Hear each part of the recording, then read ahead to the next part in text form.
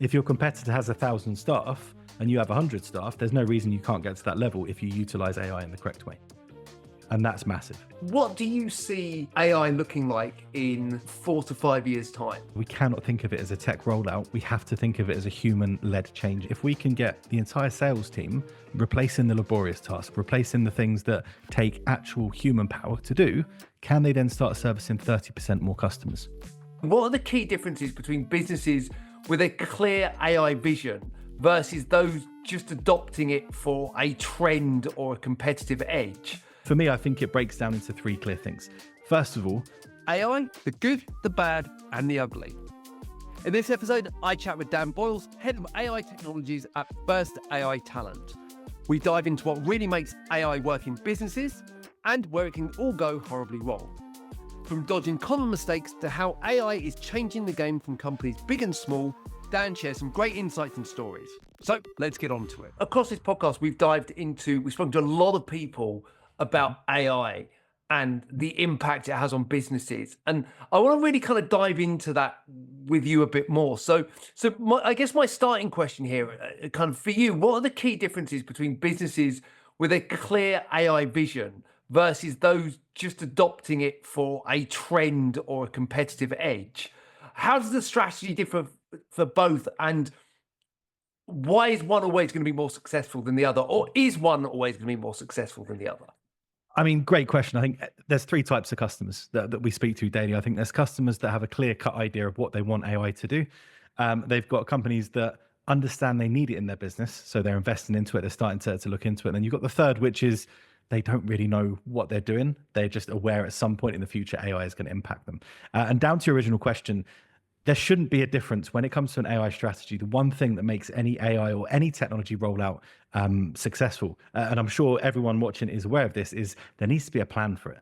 And for me, I think it breaks down into 3 clear things. First of all, what is the goal for using AI in the business? Now, if we just unpack that a little bit more in the question, we need to understand fully what AI is before we even start talking rollouts. Right now, you talk a lot about AI to customers, and we deal heavily in this, but what does AI actually mean? AI isn't a magical tool that we can bring into every business. It's going to fix problems. Okay, firstly, it's not that. It's a way to make us better at things we're not good at. It's a way to level the playing field.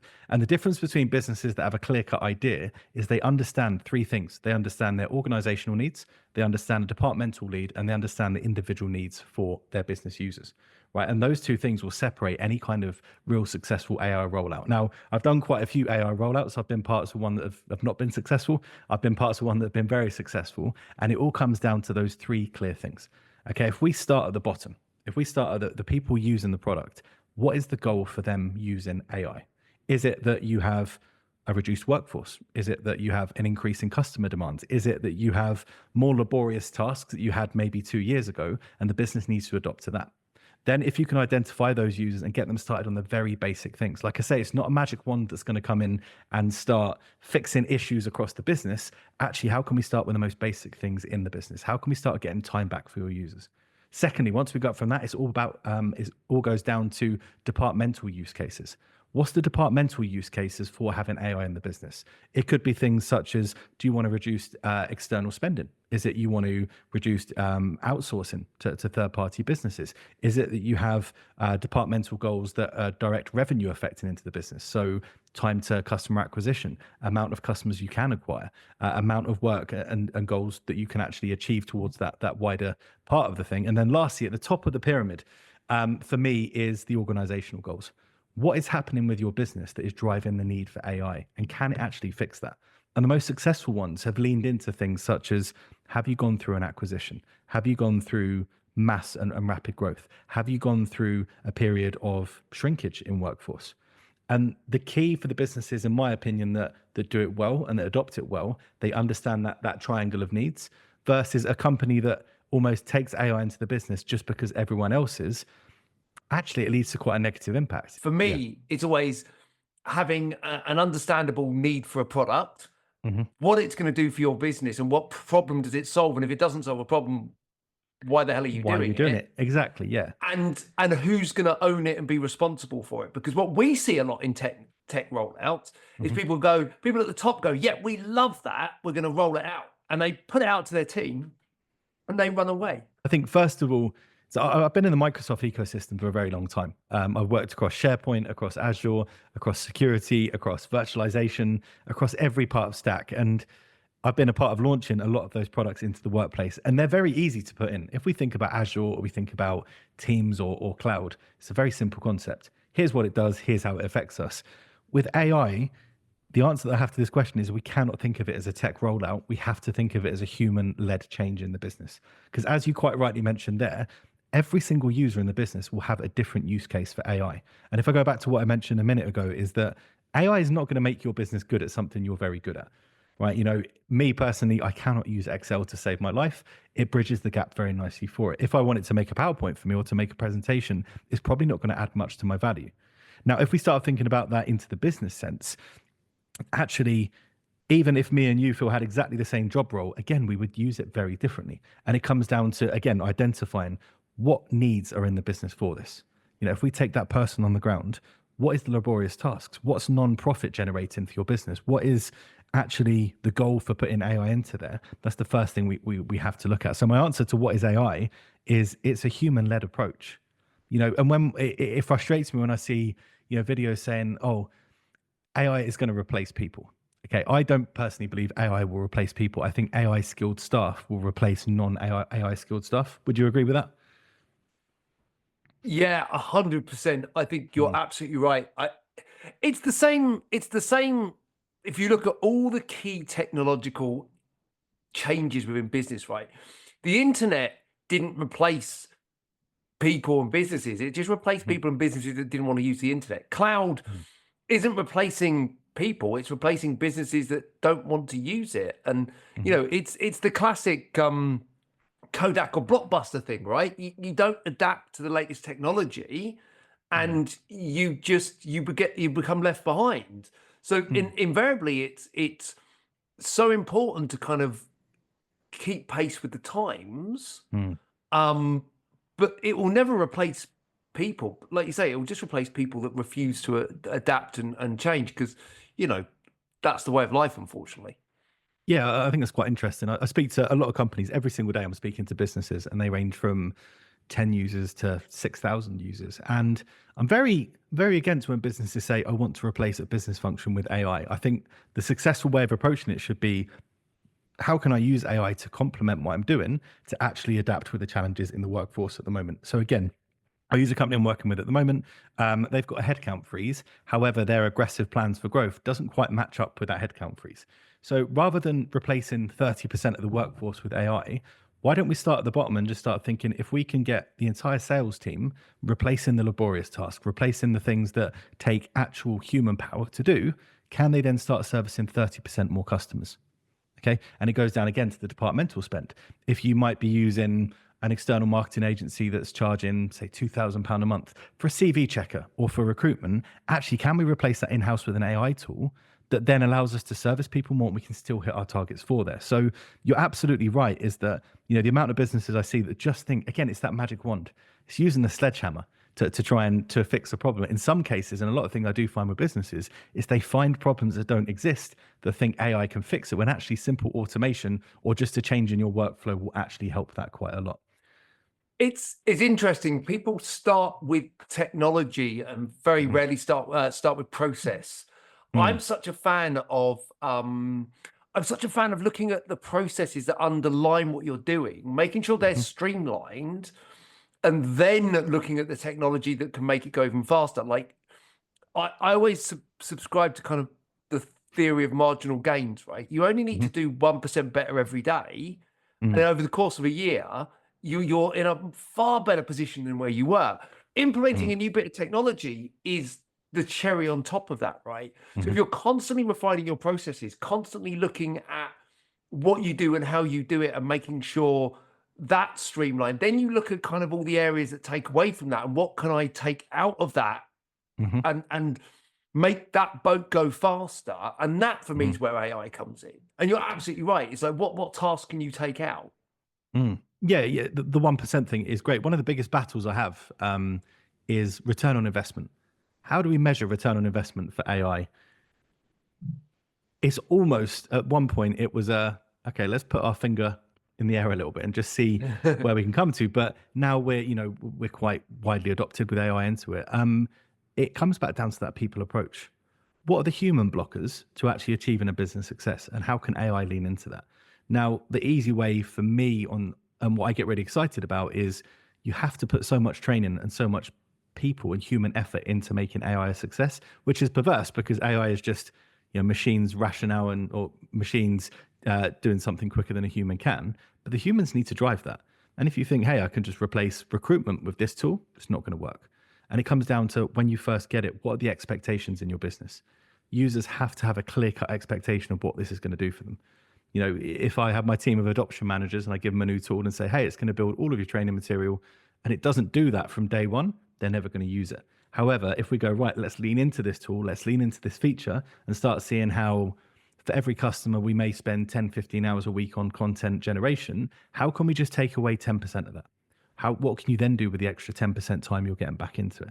And it goes back into that wider piece. So again, technology rollouts, I've been a part of many of them.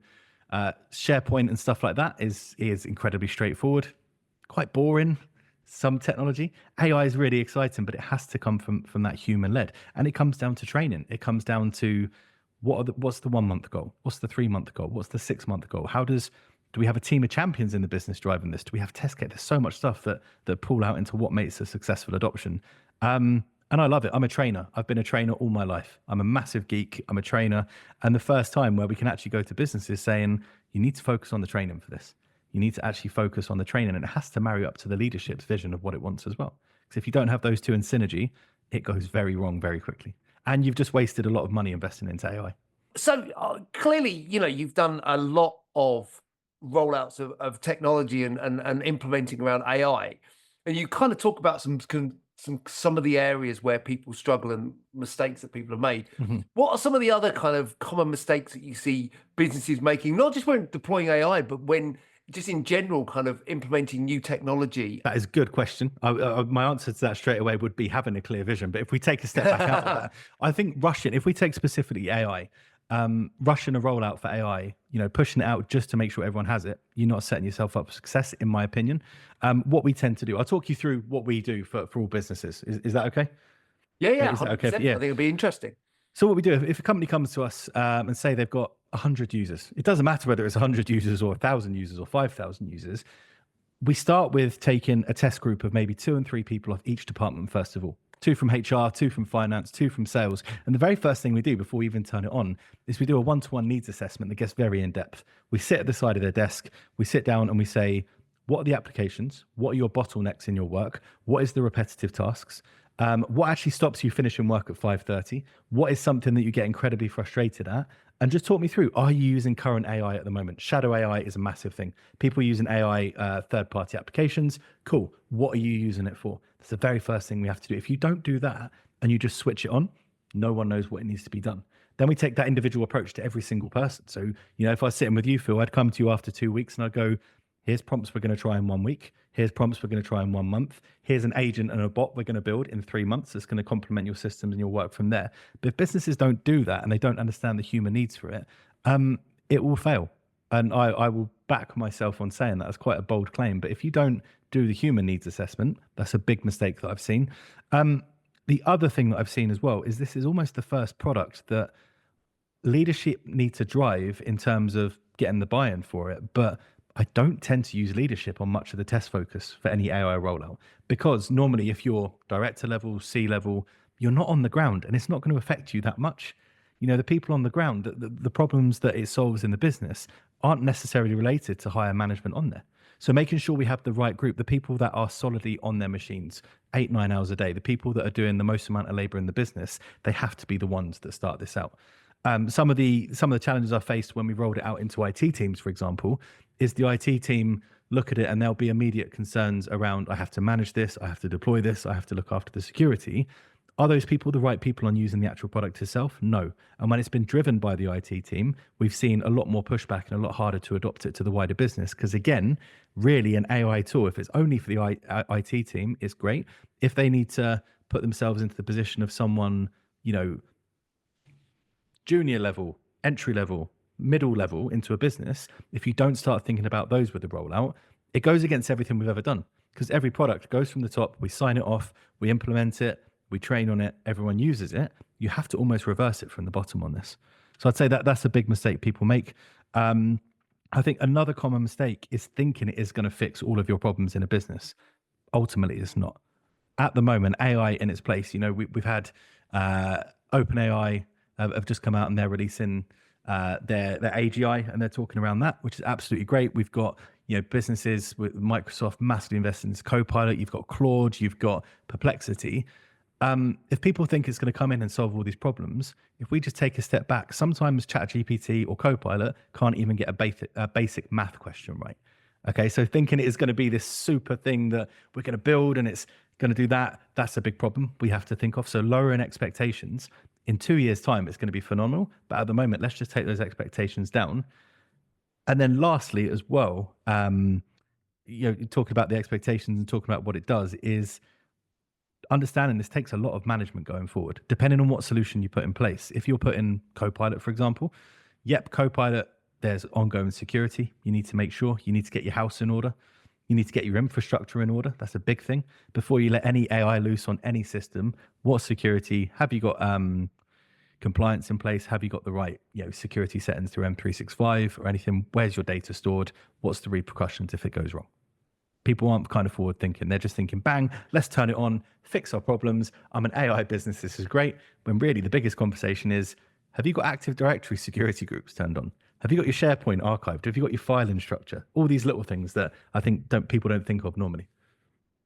Yeah, that's so interesting because you're so right. Like there's so much, and this isn't just AI. This is every piece of technology a firm implements. And I've seen some fantastic rollouts of technology, and I've seen some pretty horrific rollouts of technology. And ultimately, when it's successful, it's the company always pat themselves on the back and say it's them that did it well. When it isn't successful, it's always my door they come knocking on and say, you've sold us something that doesn't do what it's meant to do.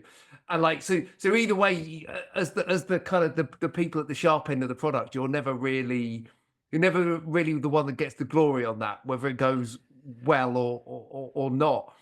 Yeah. But you're right. Ultimately, it's that kind of, it's always it should always be a human-led process that's there to solve a specific problem. So kind of big picture then, kind of what do you see AI looking like in 4 to 5 years' time? Where do you think, because I see this as kind of like, I don't think it's it's not an infant at the moment. It's kind of more of, AI is a bit more of a toddler coming into its kind of, post-teething phase now. It kind of knows a little bit more what it is. It's relatively unexciting at the moment because most people see AI as another variant of something you can go and ask to read a document because I'm too lazy to read it myself. So where do you think in 5 to 10 years the teenage AI will be? I can't answer 5 years. I asked this question to my adoption managers the other day, and none of them could answer 5 years, and quite rightly so, because I think if we take a step back and just think of our personal life, we are light years ahead of where we are in our business life. In our personal life, we live in an Azure or AWS environment. We have cloud computing on our mobile phone. Security, we use biometric security left, right, and center. Communication ways, app ways, AI ways, we're light years ahead. And the rate that is evolving at the moment is uncharted, right? If you think of what we had 5 years ago in mobile phones to now, it's literally going on a curve like that. When it comes to AI, I don't know where we're going to be with AI. I know what's happening. I know that DeepMind and Google are doing some incredible stuff. Robotics or AI robotics. I don't think we'll have self-driving cars. I think we'll have a robot that drives cars for us. I know that's the plan to do stuff. And it's going to be as easy as probably just pop into the shop and buying a microwave. You need a bot for your house. You can buy something for your house that does it. Where I think AI is going to be, especially in the workforce, is we're essentially giving every single human the ability to be on a level playing field at any point. And that excites me more at what the technology can do. So if we think about it at the moment, I can talk, I can public speak, I can do that. However, writing, I have challenges writing. I can't write very well. I can't write eloquently when it comes to like public facing content. I rely on AI to do a lot of the formatting for me, whereas before we had people to do it. And it's the same. If you hire into a business, especially in the finance and accounting world, is you need people with certain skill sets. they might have 4 of the 5 skill sets, but if they can't do Python, if they can't use Excel, if they haven't done any of that stuff, they're almost not into the job, that they're not there. But I think in 2 years' time, there's no reason why every single person hasn't got the equivalent of PhD knowledge at their fingertips. And if we train it correctly, every single person could apply for any job. And it just matters about the experience you have rather than, I haven't quite got the developing, I haven't got the Python capabilities, but I understand how to code, if that makes sense. I think it's going to be so ingrained into our life. If you think about your mobile phone, we're already there with AI. We're already there being integrated with technology, because what's the first thing we do when we wake up? We check our mobile phone. It's the last thing we do, or most of us, before we go to sleep. We check our mobile phone. If you lose your phone, that's probably worse than losing your computer at some point. We rely on our phone for banking. We rely on it for communication, for internet, for memories, for every single thing in my life is literally driven through my mobile phone. So if we take that with AI, it's understandably going to be ingrained to an infinite degree from that. But we just don't know what it's going to look like. But what is exciting is it's going to make everyone level playing field.